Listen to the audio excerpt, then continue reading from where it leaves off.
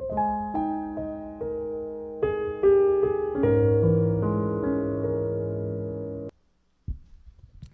오늘 말씀을 가지고 부흥의 길이라는 제목으로 함께 말씀을 나누고자 합니다. 부흥의 길. 어제는요, 이제 코로나가 사람들의 관심에서 점점 이제 희미해져 갈 때 오랜만에 우리 전교인 봄 소풍을 다녀왔습니다. 모두가 은혜롭고 즐거운 시간이 되었을 줄로 믿습니다. 이렇게 말씀드리면 너무 형식적이죠. 이렇게 말씀드리면 너무 형식적이에요. 솔직히 저는 가기 전부터 불안했습니다. 예. 왜냐하면요, 이제 소풍을 가기 전에 이제 음식을 준비하기를 제가 이제 사모님하고 준비하기를 계획을 했습니다. 그래서 금요일 날 저녁에 음식을 준비하고 사려고 다 계획을 하고 있었는데 갑자기 목요일 날 저희 어머니에게 전화가 왔습니다. 야, 내일 할아버지 제삿 날인데 안 오냐? 그러시는 거예요. 저는 신앙의 1세대이기 때문에 집안에 제사를 드려왔습니다. 다행히도 제가 신앙을 가지고 목사가 된 이후에 그 제사의 저주를 끊고 이제는 추모 예배로 이제 바꿔서 드리는 거죠. 그러다 보니까 제가 바쁘다고 가지 않으면 우리 가족 중에 그 예배를 아는 사람도 없고 인도할 사람도 아무도 없는 거예요. 그러니까 제가 책임감을 가지고 그걸 크리스찬의 전통을 만들어 가야 되는 거예요. 그래서 바쁜 시간을 쪼개서 이렇게 저녁에 가서 추모 예배를 인도하였습니다. 그런데 그 가운데 특별히 보람도 있었습니다. 저희 큰 누님이 믿지 않는 분인데 이렇게 말을 하는 거예요. 이상하네.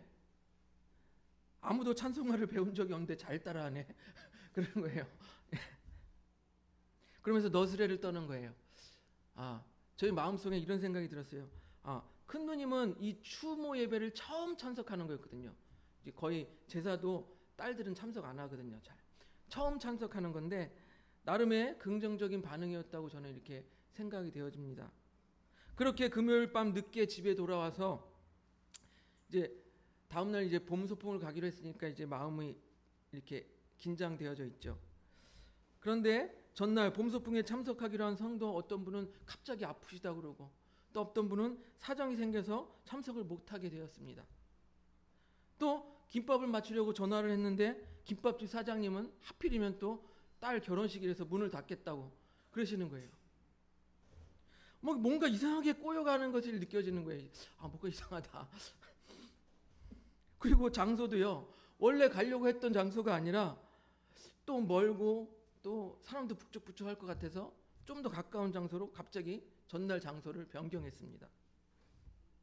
그렇게 우여곡절 끝에 이제 소풍 장소에 도착해서 돗자리를 펴고 식사를 하였습니다. 식사를 마쳤는데 갑자기 어떤 사람들이 와서 농악 공연을 해야 한다고 하면서 무리하게 자리를 뺏어가는 거예요. 그래도 다들 잘 인내하시고 그래서 자리를 비켜주었습니다. 그런데 가장 하이라이트는 이거예요. 오리배를 못한 거예요. 오리배를. 아니 전날 장소를 바꾼 이유가 그래도 오리배라도 타자. 그래서 장소를 이렇게 바꿨는데 이제 다들 기대하고 부푼 마음에 차를 타고 오리배 타는 곳에 갔는데 코로나 때문에 1년 동안 오리배를 운영하지 않는다고 하는 거예요. 물론 제가 제대로 알아보지 못하고 간 것이 가장 큰 잘못이었습니다. 그런데요, 제가 이 개척교회를 몇 년 동안 이렇게 목회를 하다 보니까 트라우마 같은 것이 생겼어요. 아주 작은 거지만 트라우마 같은 것이 생겼어요. 뭐냐면 이번 소풍과 같이 이런 행사들을 하면 꼭 무슨 일이 조금씩 이렇게 틀어지는 거예요. 갑자기 참여율이 떨어지고 그러면 이제 얼마 남지 않은 사람들도 우리 다 인원수 알잖아요. 얼마 남지 않은 사람들도 흥이 떨어지게 되고 그리고 재미없다고 생각하게 되고 재미없으면 어떡하지? 성도들이 실망하면 어떡하지? 이런 생각들, 걱정들이 있는 거예요. 더 나아가서 성도들이 교회 행사, 모든 행사에 기대감이 떨어져서 참여하지 않으면 어떡하지? 이런 그런 약간의 걱정의 마음이 드는 거예요. 그런데도 불구하고 감사하게도 이번에 모두가 불평불만 없이 잘 따라와 준 것이 너무나도 감사했습니다. 또한 우리 70대 원로 목사님부터 6살 오해리까지 다양한 세대가 있었음에도 불구하고 다 서로 이해하고 용납하는 분위기가 된 것이 너무나도 감사했습니다. 특별히 젊은 후임 목사가 이렇게 하는 것을 보고 부족한 모습도 많이 보임에도 불구하고 잘 이해해주고 잘 섬겨주신 우리 원로 목사님과 또 사모님에게도 감사한 마음이 들었습니다. 물론 나머지 우리 성도님들에게도 불평불만 없이 막 계획이 틀어졌음에도 불평불만 없이 잘 이해하고 따라와 준 것에 대해서 감사한 마음이 들었습니다. 그래서 제가 처음부터 이런 말씀을 드리는 이유는 교회 안에서 이렇게 다양한 생각을 가진 사람들이 모였음에도 불구하고 서로 이해하고 용납해 주는 것이 너무나도 중요하다라는 거예요. 보세요. 오늘 본문이 바로 그런 내용입니다. 사도행전 15장 2절을 한번 보세요. 넘겨주세요. 우리 같이 한번 읽습니다. 사도행전 15장 2절 시작. 바울 및 바나바와 그들이 사이에 적지 아니한 다툼과 변론이 일어난지라. 형제들이 이 문제에 대하여 바울과 바나바와 및 그 중에 몇 사람을 예루살렘에 있는 사도와 장로들에게 보내기로 작정하니라. 이들은 안디옥 교회에 있었는데 그 가운데 분란이 다툼이 일어난 거예요. 어떤 다툼과 변론이 일어났냐? 그 이유가 바로 다음 1절에 나와 있습니다. 앞에 1절에 나와 있습니다. 사도행전 15장 1절을 같이 보겠습니다. 같이 읽습니다. 시작. 어떤 사람들이 유대로부터 내려와서 형제들을 가르치되 너희가 모세의 법대로 할례를 받지 아니하면 능히 구원을 받지 못하리라 하니. 이 예루살렘에서 어떤 사람들이 이 시리아 안디옥으로 내려와서 야 너희들 할례 받지 않으면 구원을 받지 못해. 이렇게 가르치는 거예요. 즉 무엇이냐면 예루살렘에서 유대인들이 내려와서 이방인들이 주로 있는 이 안디옥 교회에 와서 뭐라고 말하냐면 야 너희들 할례 받지 않으면 구원받지 못해. 이렇게 말하고 있는 거예요. 그러면 여러분 생각해 보세요. 여러분이 이방인이라고 생각할 때 갑자기 유대인들이 와서 니네 할례 받지 못하면 구원 못 받아. 이렇게 얘기하면 여러분들 예수님을 믿으려고 했던 마음이 어떨까요? 불만이 생길까요? 안 생길까요? 당연히 생기겠죠. 야 우리가 태어나면서부터 이방인이 우리가 골랐냐? 이렇게 얘기할 거 아니에요. 당연히 불만이 생기고 더욱 심각하면은 아유 그럴 거면 나 예수 안 믿어. 교회 나 나갈래. 이렇게 생각할 수도 있는 거예요. 이것은 더욱 심각한 문제입니다. 무엇이냐면 이방인으로 향하는 이 복음의 길을 막는 그런 문제가 될 수도 있는 거예요. 보세요. 유대인들은 원래 모세의 율법대로 할례를 받아요. 그런데 이 유대인들이 자기들은 할례를 받았다고 생각하면서 이방인들에게 할례를 받으라고 강요를 한다는 것은, 할례를 받지 않으면 우리 교회에 들어올 수 없다라고 얘기하는 것은, 또한 할례를 받지 아니하면 구원받을 수 없다라고 얘기하는 것은 그들을 쫓아내는 것과 같은 거예요. 그러니까 여러분들 아시다시피 사도 바울은 어떤 사람이에요? 이방인에게 복음을 전하기 위한 그릇이에요. 이방인에게 복음을 전하기 위한 그 사명을 받은 사도예요. 그런 사도가 이방인에게 복음을 전하는 길을 막고 있는 이 사람들을 보면 싸워야 돼요? 안 싸워야 돼요? 당연히 다툼이 일어나는 거예요. 예. 이러한 이유 때문에 예루살렘에서 첫 번째 회의가 열리게 된 것이에요. 첫 번째 회의가 열렸어요. 그리고 그 회의에 바울과 바나바도 참석하게 되었습니다. 이제 바울과 바나바가 이제 예루살렘으로, 이 안디옥 위쪽에 이렇게, 근데 그들은 반대로 올라간다 내려간다고 말합니다. 하여튼 예루살렘으로 가는 중에 베니게와 사마리아에서 또 이방인들이 주님께 돌아왔다는 이런 이야기를 들으니까 그 곳에 있는 형제들도 기뻐했어요. 그러나 예루살렘으로 도착했더니 그곳에서는 반대로 또 못마땅해 하는 사람들도 있는 거예요. 사도행전 15장 5절을 보겠습니다. 15장 5절 같이 읽습니다. 시작. 바리새파 중에 어떤 믿는 사람들이 일어나 말하되 이방인에게 할례를 행하고 모세의 율법을 지키라 명하는 것이 마땅하니라 하니라. 제가 지금까지 말씀드렸는데 이 바리새파 중에 속해 있던 유대인들은 똑같이 말하는 거예요. 야, 할례를 행하고 모세의 율법을 지키지 않으면 교회에 들어올 수 없어. 그렇게 이야기하고 있는 거예요. 즉 무엇입니까? 바리새파 사람들이 교회에 분란을 일으키는 그 일에 일조를 하고 있는 거예요. 열심을 내고 있는 거예요. 이제 예루살렘에서 회의가 시작되었습니다. 많은 변론이 있은 후에 이제 베드로 사도가 이렇게 말해요. 야, 이방인에게 복음을 전하려고 하나님께서 나를 선택했다. 그래서 이방인에게 성령도 주시고 그들의 마음을 깨끗하게도 하시고 또한 그들에게 우리와 그들을 차별이 없게 하셨다. 이렇게 말하는 거예요. 그런데 너희들은 왜 하나님께서 깨끗하다고 하는 거에 대해서 너희는 왜 더럽다고 하냐? 이방인들에게 힘겨운 멍에를 목에 걸지 말아라. 이렇게 말하고 있는 거예요. 특별히 여러분이 아시다시피 우리 앞에서 배웠죠. 베드로는 이방인이었던 백부장 고넬료를 그에게 가서 그에게 세례를 베풀었던 사람이 바로 베드로예요. 베드로도 처음에는 이방인에 대한 전도에 대해서 안 좋은 마음을 가지고 있었죠. 그러나 하나님께서 직접 그에게 깨끗하다고 말씀하셨죠. 그래서 베드로는 이렇게 말합니다. 사도행전 15장 11절 넘겨주세요. 같이 읽습니다. 시작. 그러나 우리는 그들이 우리와 동일하게 주 예수의 은혜로 구원받은 줄 믿노라 하니라. 동일하게 구원받을 수 있다. 이방인도 유대인도 똑같이 동일하게 구원받을 수 있다. 너무 중요한 말씀이에요. 유대인이 봤을 때 우리 대한민국 사람들도 다 이방인과 똑같은 거예요. 우리들도 그들과 동일하게 구원받을 수 있다. 이게 너무나도 중요한 말씀이에요. 하나님께서는요, 유대인에게나 이방인에게나 동일한 은혜를 주셨어요. 구원받을 수 있는 은혜를. 그런데 유대인들은 이 선민 의식과 또한 이방인을 배척하려는 마음이 가득했어요.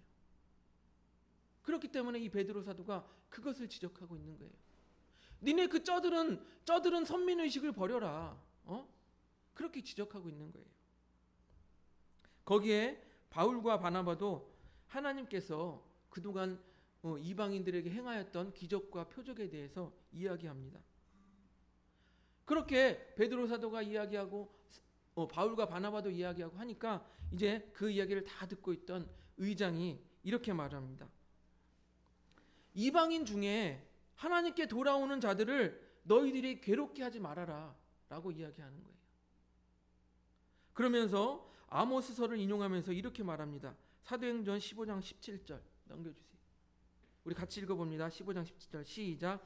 이는 그 남은 사람들과 내 이름으로 일컬음을 받은 모든 이방인들로 주를 찾게 하려 함이라 하셨으니. 구약에서도 이미 하나님께서는 이방인에 대한 선교에 대해서, 이방인에 대한 구원에 대해서 이미 말씀하셨다라는 거예요. 즉 이방인들이 하나님을 찾게 하고 하나님께 돌아오는 것이 하나님의 뜻이다라고 이 의장이었던 야고보 사도가 말하고 있는 거예요. 그리고 야고보 사도는 결의하여서 바나바와 바울과 유다와 실라를 안디옥에 다시 보냅니다. 그리고 이렇게 전하라고 합니다. 우리 사도행전 15장 28절 29절 같이 읽습니다. 같이 읽습니다. 시작. 성령과 우리는 이 요긴한 것들 외에는 아무도 짐도 너희에게 지우지 아니한 것이 옳은 줄 알았노니 우상의 제물과 피와 목매어 죽인 것과 음액을 멀리할지니라. 이에 스스로 삼가하면 잘 되리라. 평안함을 원하노라 하였더라. 아멘. 이 결정은 너무나도 중요합니다. 왜 중요하냐면 이방인에게 그들이 행하기 어려운, 접근하기 어려운 할례를 강요하는 것보다 이방인들이 상대적으로 하기 쉬운 그냥 우상제물을 삼가하는 것, 피와 목매어 죽인 것을 삼가하는 것, 음행을 멀리하는 것, 이것을 지키라고 하는 거예요. 그러니까 중요한 거예요. 보세요. 교회 공동체는 우리도 마찬가지지만 식사 교제를 하잖아요. 식사를 교제를 하는데 갑자기 어떤 사람이 나 고기 안 먹어요. 나 돼지고기 안 먹어요. 그러면은 약간 어때요? 이질감이 생기잖아요. 먹을 때. 그래서 교회 공동체에서 식탁 교제에서 공동체 의식을 가지게 하기 위해서 이 말은 너무나도 중요한 거예요. 왜? 유대인들은 우상 제물을 먹지 않습니다. 목매어 죽인 것을 먹지 않습니다. 근데 이방인들은 우리는 먹어요 하면은 서로 안 맞잖아요. 그러니까 이방인 너희들도 우상 제물 드린 거 먹지 말고 목매어 죽인 것을 먹지 마라. 그래서 다시 말씀드리면 같이 먹을 수 있는 것과 같이 먹지 않을 수 있는 것을 정해주는 거예요. 그러므로 공동체, 식탁 교제를 통해서 공동체를 더욱 강화할 수 있는 방법을 제시해 주는 것입니다. 같이 먹을 수 있는 것은 같이 먹게 하고 같이 먹을 수 없는 것은 같이 먹지 않게 하는 것이에요.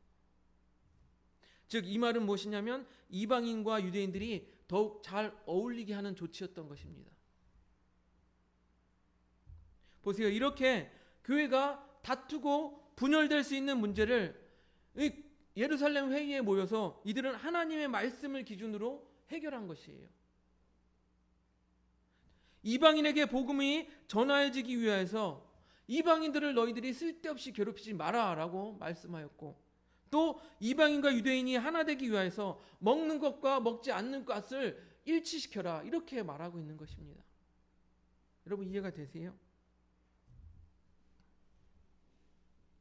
이 일은 바울이 이방인들을 선교하기 위해서 해결돼야 할 중요한 문제였던 거예요. 그것이 오늘 예루살렘 회의에서 해결된 것입니다.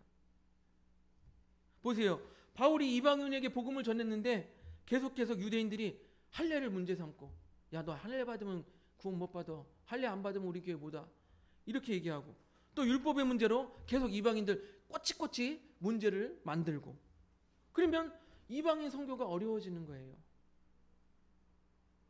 그런데 이 문제를 예루살렘 회의에서 깔끔하게 해결한 거예요. 야 이방인들을 그런 문제로 괴롭히지 마라. 그리고 먹을 것과 안 먹을 것, 지킬 것을 통일시켜라. 이렇게 말해주고 있는 거예요. 즉 무엇이냐면 복음으로 문제를 해결하고 또 이방인과 하나 되는 방향으로 문제를 해결했던 것입니다. 오늘 이 말씀, 그렇기 때문에 제가 앞에서 우리가 작지만 소풍을 불평불만 없이 다녀온 곳에 대해서 제가 말씀을 드린 거예요.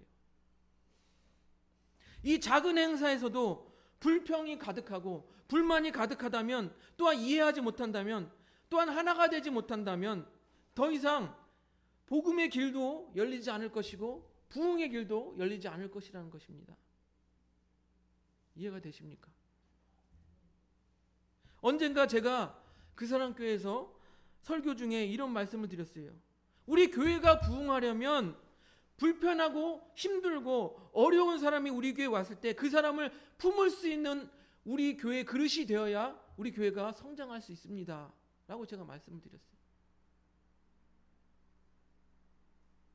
불편하고 힘들고 어려운 사람이 왔는데 배척하고 우리와 다르다고 이렇게 멀리하면 절대로 성장할 수가 없어요.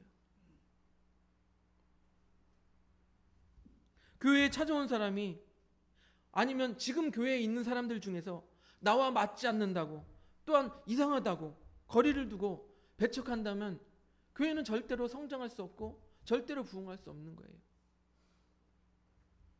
마치 유대인들이 선민의식에 쩌들어가지고 이방인들을 인정하지 않고 그들에게 할례를 강요하고, 야 너네 할례 안 받으면 교회 못 와, 구원받을 수 없어, 이렇게 하는 것과 똑같은 것이죠. 예전에 제가 다녔던 모교회가요, 건물을 아주 커다랗게 지었어요. 그래서 건물이 크다 보니까 여기저기서 사람들이 몰려오기 시작했습니다.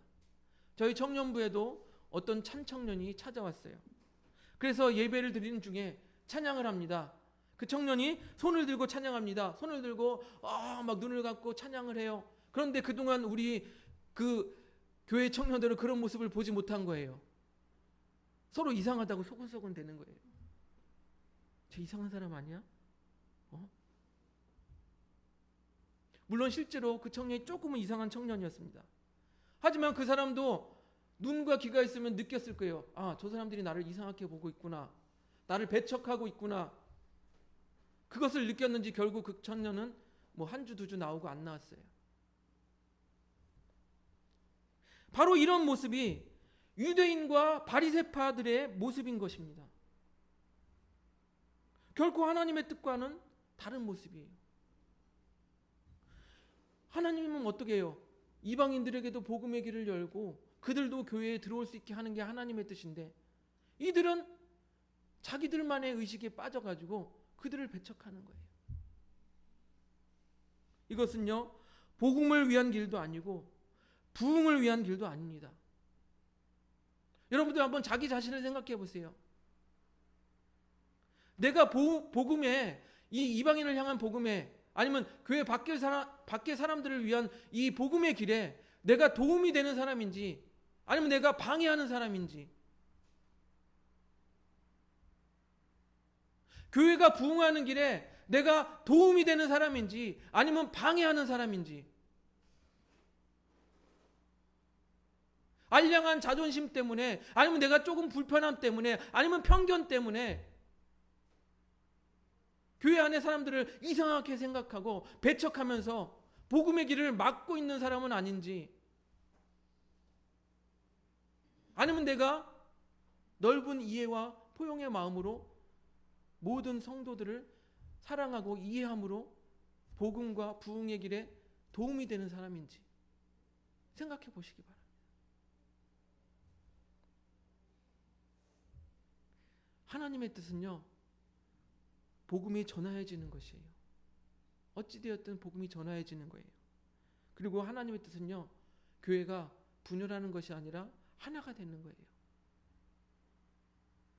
그러한 면에서 저는 이번 봄 소풍을 통해서 우리 교회의 가능성을 보았습니다. 서로 이해하고 사랑하고 포용하고 용납하는구나, 그 가능성을 보았습니다.